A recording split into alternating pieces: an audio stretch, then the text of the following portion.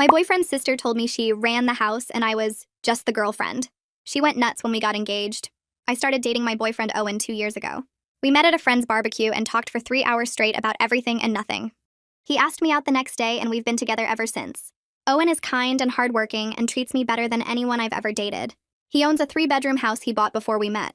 He worked overtime for years to afford the down payment and he's proud of what he built. The only complication in our relationship is his sister Noreen. She moved in with Owen 5 years ago after her divorce. She was supposed to stay for a few months while she got back on her feet. 5 years later, she's still there. She doesn't pay rent. She doesn't contribute to utilities. She occasionally buys groceries, but only things she likes. Owen lets her stay because she's his sister and he feels guilty that her marriage fell apart. I understood that at first. Family is important and I didn't want to come between them. But Noreen made it clear from the beginning that she saw me as a threat. The first time I stayed over at Owen's house, Noreen watched me like I was a burglar casing the place. She asked how long I'd been dating her brother. She asked what I did for work and how much I made. She asked if I had my own place or if I was looking to move in with someone. Every question felt like an interrogation. When I left the next morning, she told Owen I seemed nice, but something about me felt off. He told me about it later, thinking it was funny. I didn't laugh. Over the next year, Noreen escalated her behavior. She rearranged things after I cleaned. She cooked elaborate meals on nights Owen and I had dinner plans so he'd feel guilty leaving. She interrupted us constantly when we watched movies or talked in the living room.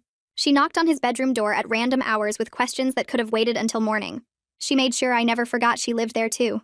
Owen asked me to move in after 18 months together. I was excited until I realized Noreen wasn't going anywhere. Owen said she just needed a little more time. He said she was almost ready to get her own place. He said I needed to be patient because she was family. I agreed to move in because I loved him and I believed things would work out. The day I brought my first box of belongings to the house, Noreen pulled me aside. Owen was outside getting more boxes from my car. She stood in front of me in the hallway and spoke quietly so only I could hear. She told me this was her house. She said she'd been here for 5 years and I was just the girlfriend. She said Owen might own the property, but she ran the household. She said I could stay in his bedroom, but the rest of the house was her territory. She said if I tried to change anything or push her out, she would make my life miserable. Then she smiled and walked away like nothing happened. I stood there holding a box of my books, trying to understand what just occurred. The next 6 months were exactly what Noreen promised. Miserable. She criticized everything I did. She complained that I used too much hot water. She said my cooking smelled up the kitchen. She rearranged the groceries I bought so I couldn't find anything. She took over the living room television every evening and refused to share. She told Owen I was messy even though I cleaned constantly. She told him I was rude to her even though I barely spoke to her. She cried to him about feeling pushed out of her own home, even though nobody was pushing her anywhere. Owen always defended me when we talked privately, but he never stood up to Noreen directly. He said she was sensitive. He said she was still recovering from her divorce. He said I needed to give her grace. I gave her 6 months of grace. Then I stopped. I started by reclaiming space. Noreen had spread her belongings throughout the entire house like she was marking territory. I gathered everything of hers that was in common areas and put it neatly in her bedroom. When she complained, I told Owen I was just organizing. He thought that was reasonable. She couldn't argue without admitting she'd taken over rooms that weren't hers. Then I started cooking dinner every night. Noreen used to cook whenever she wanted Owen's attention, but now I got there first. I made his favorite meals and had them ready when he got home from work. Noreen tried competing, but Owen said he felt bad eating twice. She had to eat her meals alone while we ate together. Then I took over household management. I created a chore schedule and posted it on the refrigerator. I included Noreen on the list because she lived there rent-free and should contribute something. She threw a fit and said I had no right to assign her tasks. I told Owen it was only fair since I was contributing more than her despite moving in 5 years later. He agreed and told Noreen she needed to help out. That was the first time he ever set a boundary with her. Noreen started slipping. She couldn't handle having rules. She skipped her assigned chores and I pointed it out calmly. She made passive-aggressive comments and I responded with aggressive politeness. She tried to get Owen alone to complain about me, and I made sure we spent most of our time together. I wasn't fighting with her. I was just taking up space she assumed was hers forever. The breaking point came when Owen mentioned we'd been talking about getting engaged. I heard Noreen's footsteps stop in the hallway outside Owen's bedroom. We'd been sitting on the bed talking about engagement timelines and what kind of ring I might like. Owen was smiling and relaxed in a way he rarely was when his sister was home. Then Noreen pushed the door open without knocking. Her face went completely white like someone had drained all the blood out of it. Then red flooded her cheeks and neck. She stood there breathing hard and staring at us. Owen started to say something, but she cut him off by storming into the living room. We followed her because the alternative was letting her destroy something. She spun around and pointed at me. She said getting engaged would be the biggest mistake of Owen's life. She said I was obviously just using him for his house. Owen tried to calm her down, but she started screaming. She said I'd already pushed her out of her own home. She said now I was trying to steal her brother completely. Owen kept saying her name in this quiet voice like he was trying to talk down a wild animal. Noreen ignored him and kept yelling about how I'd ruined everything and turned him against his family. I stood there and didn't say anything because I knew anything I said would make it worse. Eventually, she ran out of steam and locked herself in her bedroom. Owen looked at me with this helpless expression. I told him we'd talk about it tomorrow and went to bed. The next 3 days were worse than anything Noreen had done before. She played music at 2 in the morning, loud enough that the bass shook the walls. I'd just fall asleep and then some terrible pop song would start blasting from her room. Owen went to her door and asked her to turn it down. She said she couldn't sleep and needed the music to relax. The second night, I got up at 6 for work and discovered she'd used all the hot water. The shower ran ice cold no matter how long I waited. When I came out of the bathroom, Noreen was in the kitchen making coffee like nothing was wrong. She asked if I slept well. I said fine and left for work without breakfast. That afternoon, Owen called me and said Noreen told him I'd been saying cruel things about his family. He said he knew it wasn't true, but he wanted to check in with me. I asked what specifically I was supposed to have said. He got quiet and admitted Noreen wouldn't give details. She just cried and said I was mean to her when he wasn't around. I started keeping notes on my phone. I wrote down the time when the music started and stopped. I noted when the hot water ran out and when I saw Noreen afterward. I wrote down what Owen told me about her complaints. I didn't know exactly what I was documenting, but I knew I'd need proof eventually. 2 weeks later, Owen took me to our favorite Italian place downtown. We'd been there on our 3rd date and went back every few months.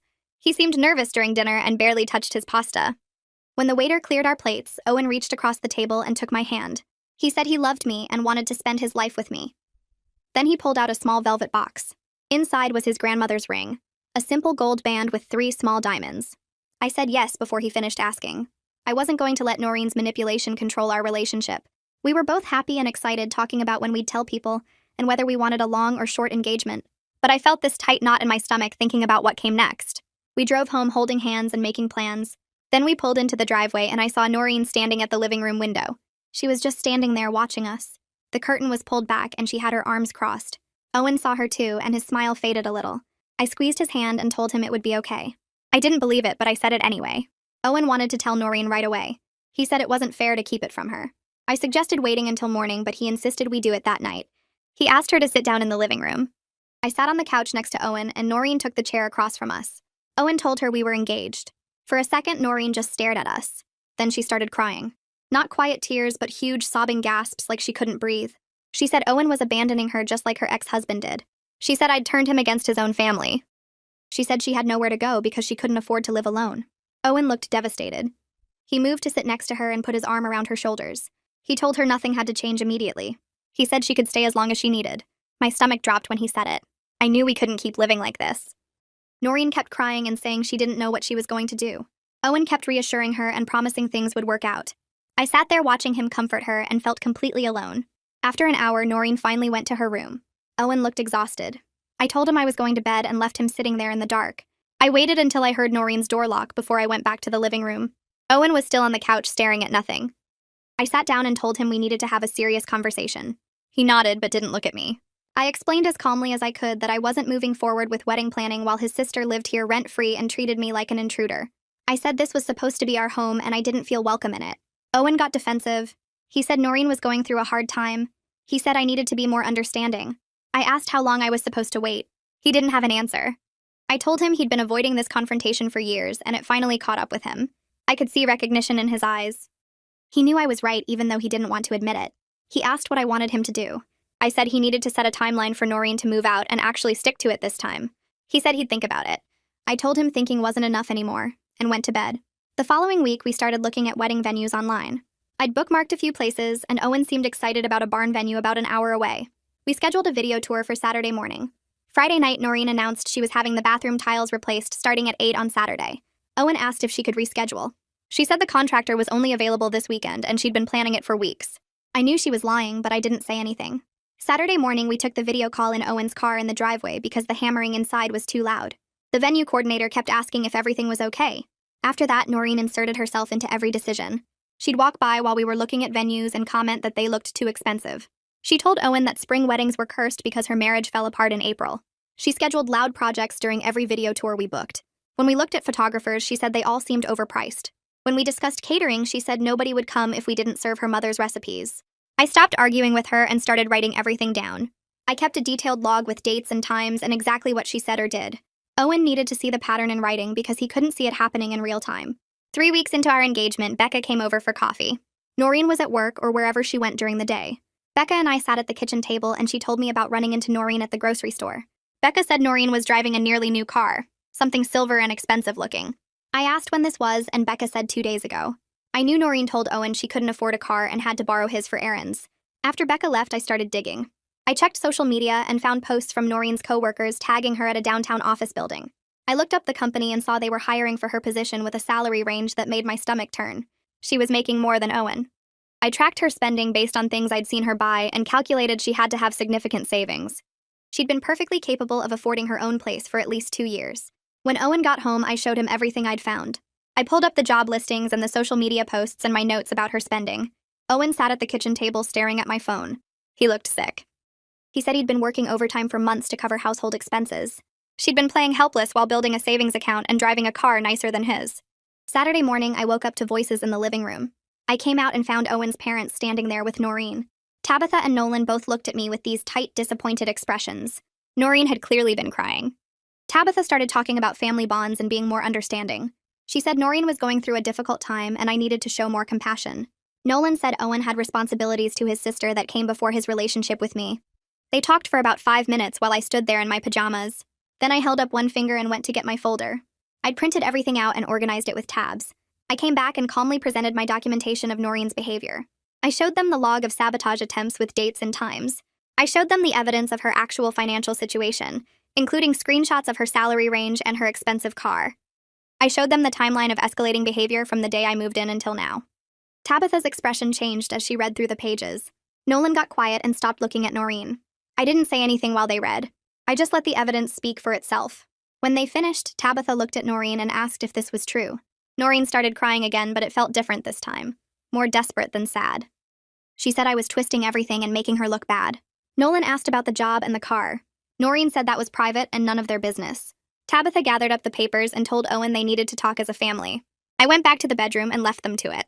That night, Owen's best friend Leonardo came over for what Owen called a guy's night. I went to Becca's place to give them space.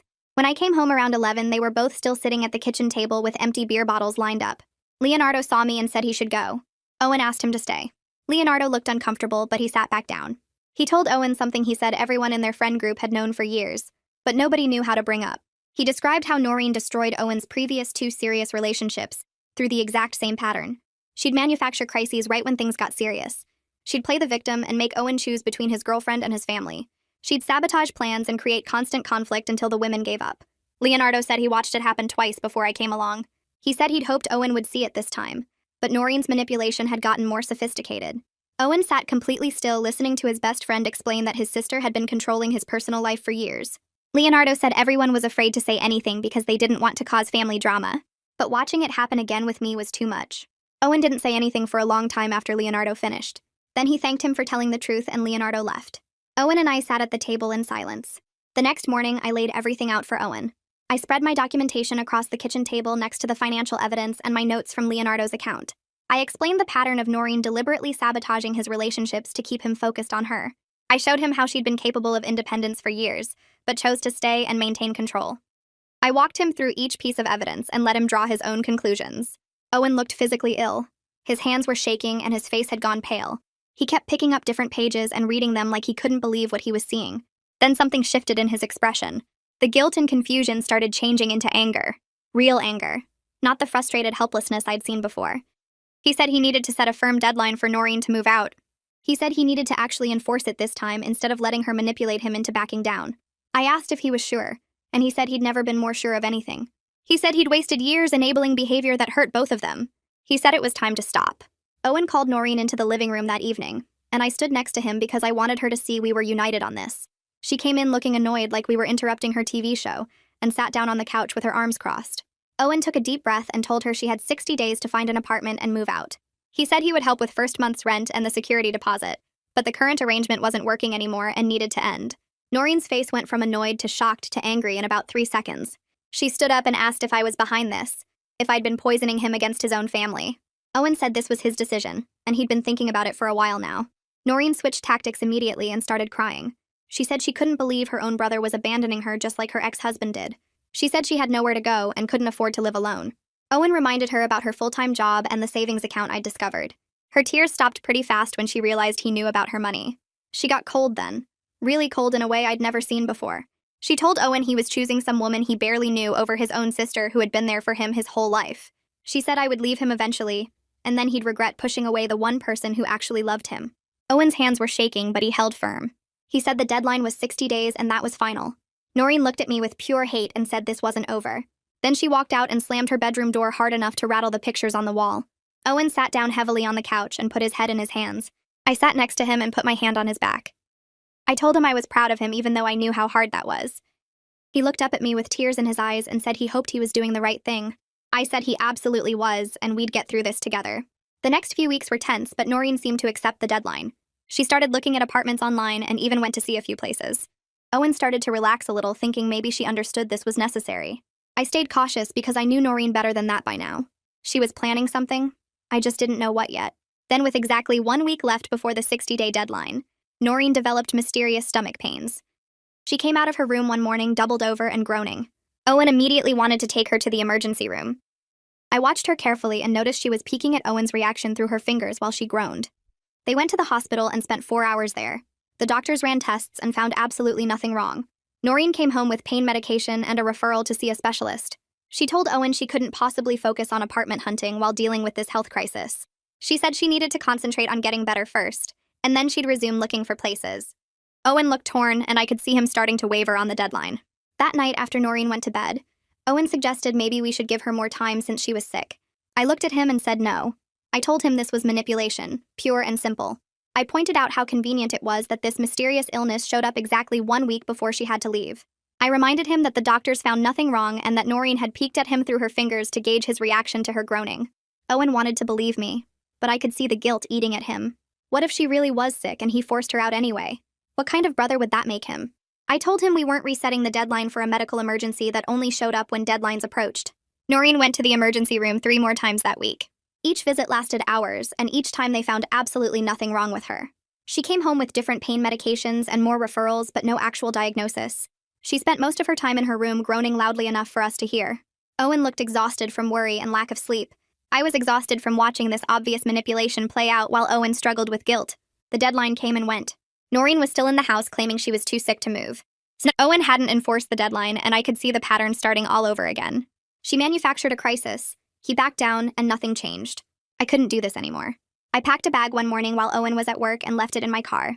When he got home that evening, I told him I was moving out temporarily and staying with Becca until Noreen was actually gone from the house. Owen's face went pale. He asked what I meant, and I explained as calmly as I could. I said I loved him, but I wouldn't participate in this cycle anymore where boundaries got set and then dissolved the moment Noreen manufactured a crisis. I said I'd watched him back down from the deadline he set, and I understood why, but I couldn't stay and watch it happen again and again. Owen looked panicked. He said I couldn't leave, that we'd work this out together. I told him I wasn't breaking up with him, but I needed him to prove through actions that he was ready to prioritize our relationship.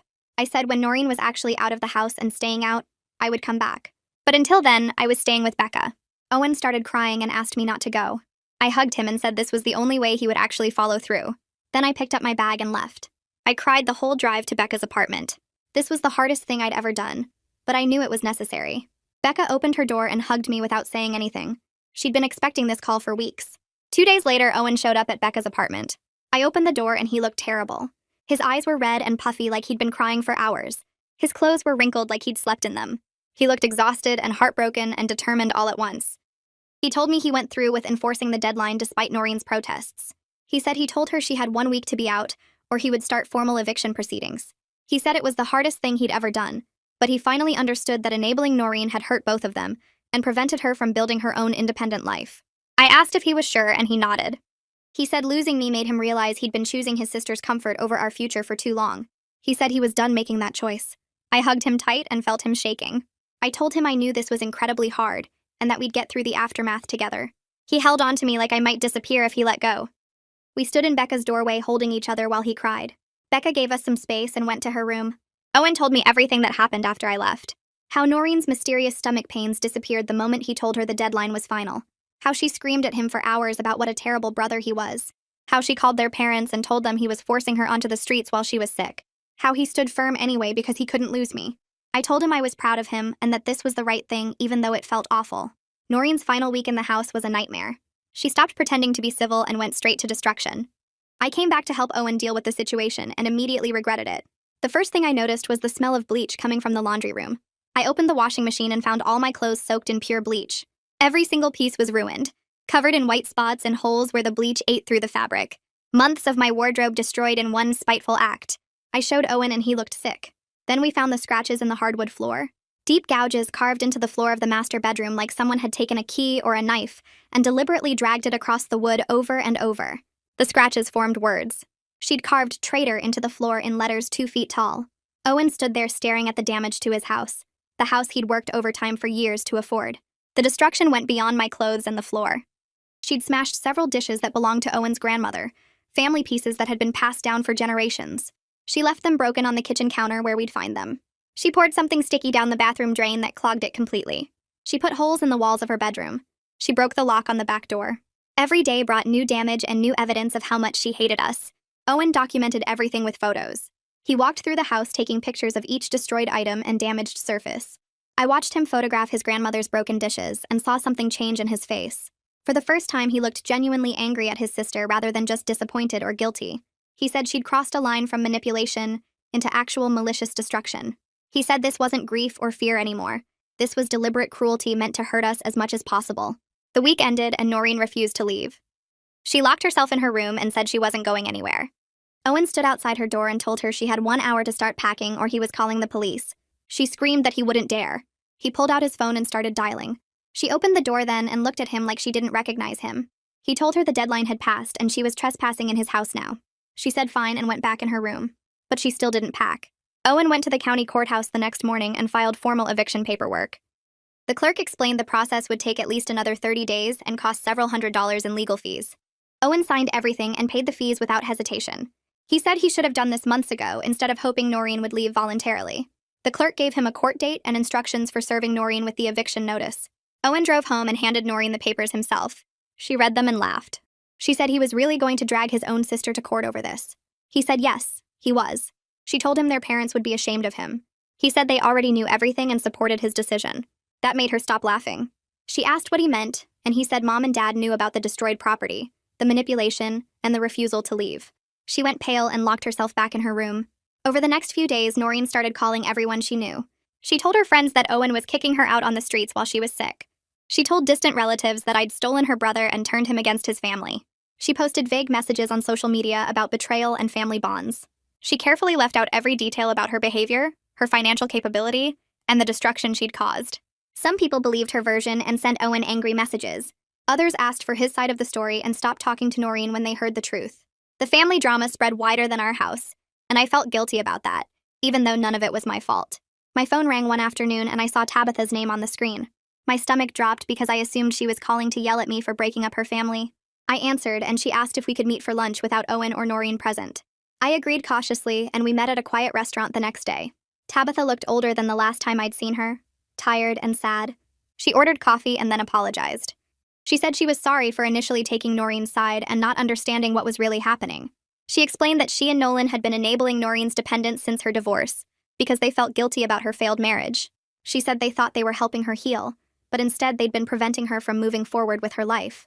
She said watching Owen finally set boundaries had made them realize they needed to stop rescuing Noreen from the natural consequences of her choices. I didn't know what to say. I'd expected anger or blame, not an apology and self-awareness. Tabitha said she'd talked to Owen about everything, seen the photos of the destruction, and understood why the eviction was necessary. She said she and Nolan would help Noreen with moving costs, but they supported Owen's decision completely.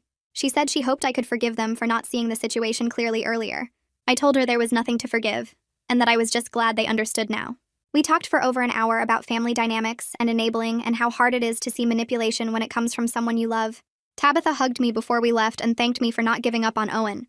She said he needed someone strong enough to help him break the cycle. Nolan went to see Noreen a few days later. Owen told me about it afterward because Noreen called him screaming right after their dad left.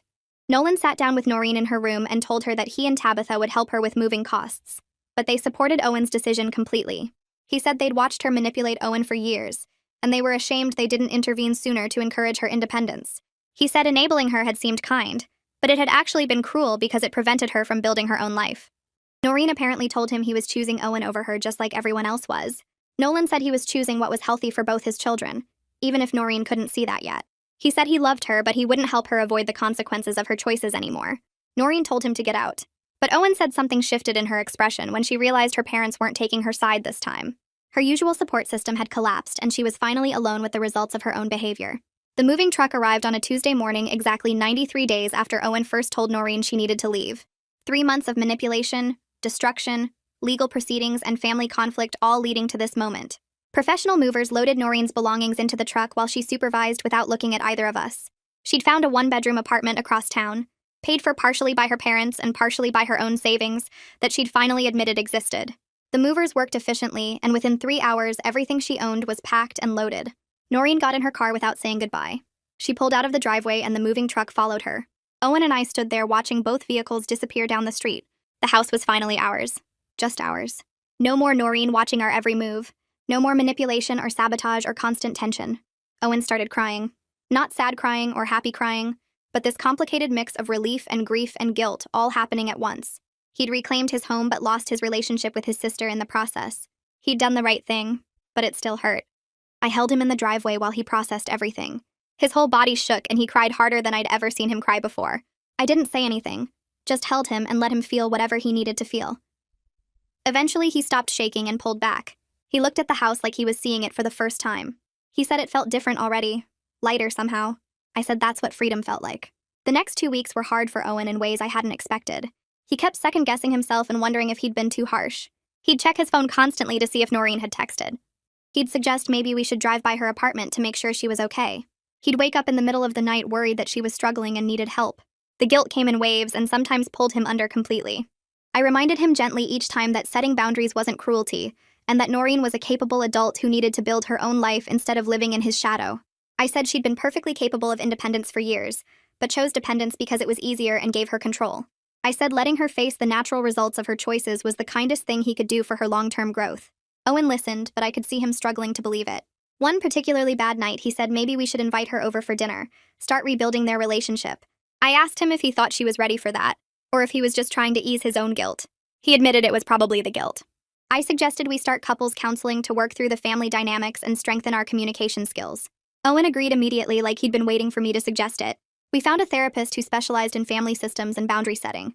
Our first session was the following week, and it helped more than I expected. Just having a neutral third party validate that Owen's boundaries were healthy and necessary seemed to lift some of the weight off his shoulders. The first project we tackled was the master bedroom. Noreen had chosen the paint color years ago, this dull beige that made everything feel dark and cramped. Owen and I spent a Saturday afternoon at the hardware store picking out paint samples. We settled on a soft gray blue that made the room feel bigger and brighter.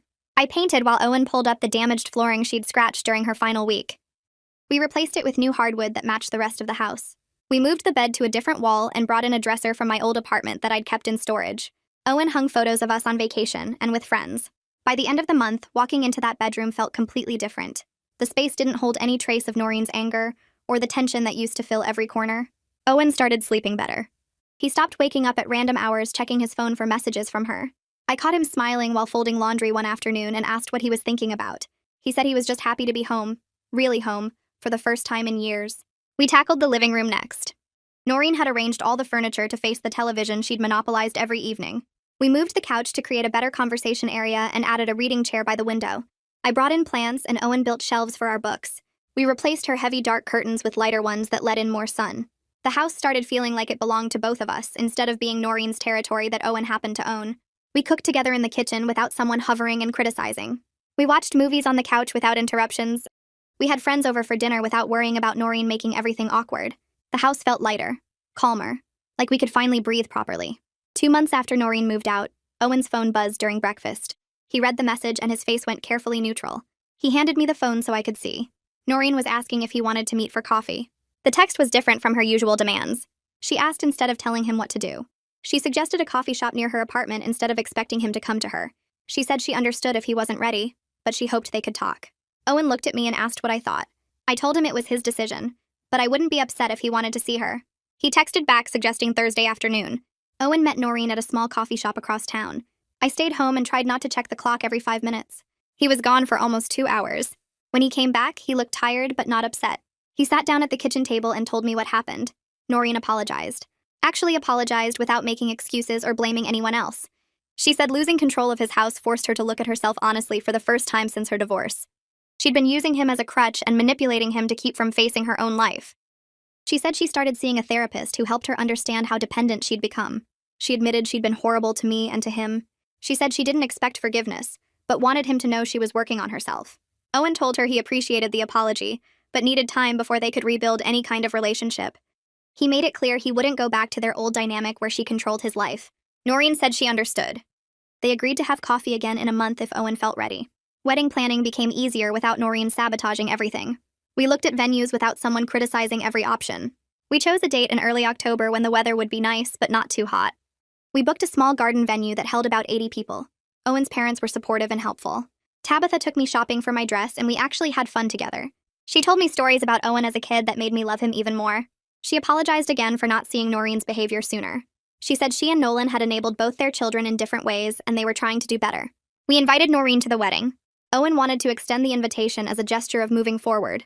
I agreed because I could see it mattered to him. Noreen accepted with a text that sounded genuinely happy for us. She didn't ask to be involved in planning or try to insert herself into decisions. Owen and I set clear boundaries about her role. She could attend as a guest, but we weren't asking for her input or help. Tabitha became my main helper with wedding preparations. She had good taste and respected my opinions. She and I grew closer over the months of planning. I started to feel like I had a real relationship with Owen's mother, separate from all the drama with Noreen. Our wedding day arrived on a perfect October afternoon. The garden venue looked beautiful with fall flowers and warm sunshine. Noreen showed up on time wearing an appropriate dress. She congratulated us and didn't create any scenes, but I could feel the tension underneath everything. She stood apart from the family during photos. She left the reception early without saying goodbye to everyone. Owen's parents looked sad even while celebrating with us. I knew they were mourning the family harmony that might never fully return. I was genuinely happy walking down the aisle toward Owen. I meant every word of my vows. But I also knew our family dynamics would never be simple or easy. Noreen would always be Owen's sister. There would always be some level of complicated history and careful boundary management. We'd fought for our relationship and won, but the victory was messy and painful. Standing at the altar holding Owen's hands, I felt satisfied knowing we'd made it through the hard parts together. We were stronger for everything we'd survived. Our relationship wasn't a fairy tale with a perfect ending. It was real and complicated and worth every difficult moment.